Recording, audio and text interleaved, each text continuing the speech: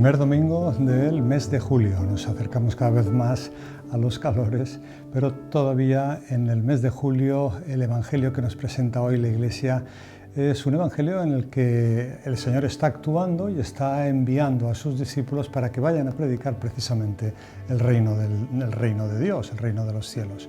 Y en el pasaje que recoge lo que hoy oiréis en la misa, es tres cosas fundamentalmente. El Papa se va a fijar en una, que luego leeré yo lo que el Papa dice, pero hay tres aspectos y he cogido el punto donde se lo indica estas tres cosas. Dice, después de esto, designó el Señor otros 72 y los mandó delante de él de dos en dos, a todos los pueblos y lugares donde pensaba ir él.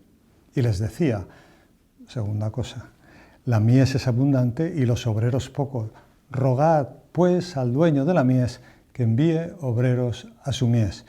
Y, podemos decir, y tercero, pero poneos en camino, mirad que os envío, como corderos en medio de lobos. Hay tres aspectos. Uno, que es el que ahora nos fijaremos, el que les manda delante de él a los 72 para que vayan preparando los caminos.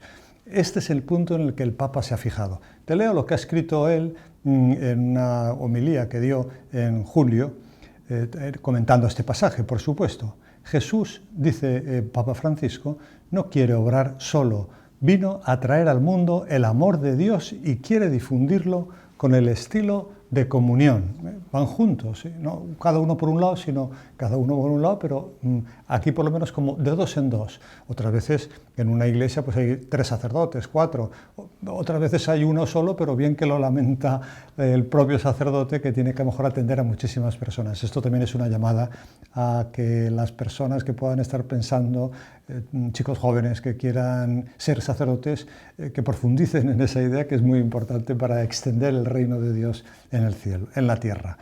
Y dice que, sigue diciendo el Papa, por ello forma inmediatamente una comunidad de discípulos, que es una comunidad misionera, son enviados. Misionera, misi significa en latín, mito, enviar, misio, que van a cumplir un mandato.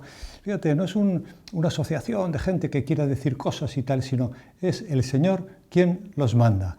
Cuando vemos una institución de la Iglesia que nace, de las que han nacido, antiquísimas como los jesuitas, los carmelitas, o más modernas como Comunión y Liberación, como los Focolares, como el Opus Dei, todos estos son siempre misiones que Dios envía, pero para predicar la palabra de Dios. Y entonces termina el Papa diciendo, inmediatamente les entrega una misión para ir a esos lugares. La finalidad es, concluye el Papa, anunciar el reino de Dios, y esto es, dice el Papa, y esto es urgente. Bueno, ese es el primer punto. El segundo punto que hemos dicho era que la mies es abundante y los obreros poco. Rogad al dueño de la mies que envíe obreros a su mies.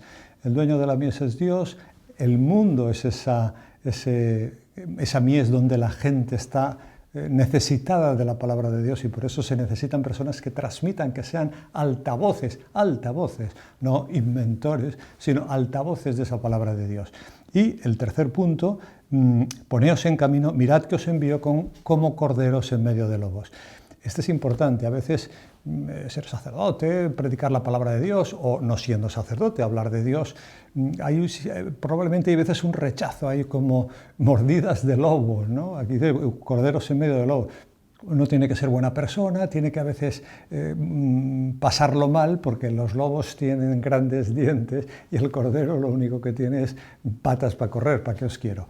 Pero esos son los 3 puntos que yo querría que hoy resaltáramos en este Evangelio de este primer domingo de julio.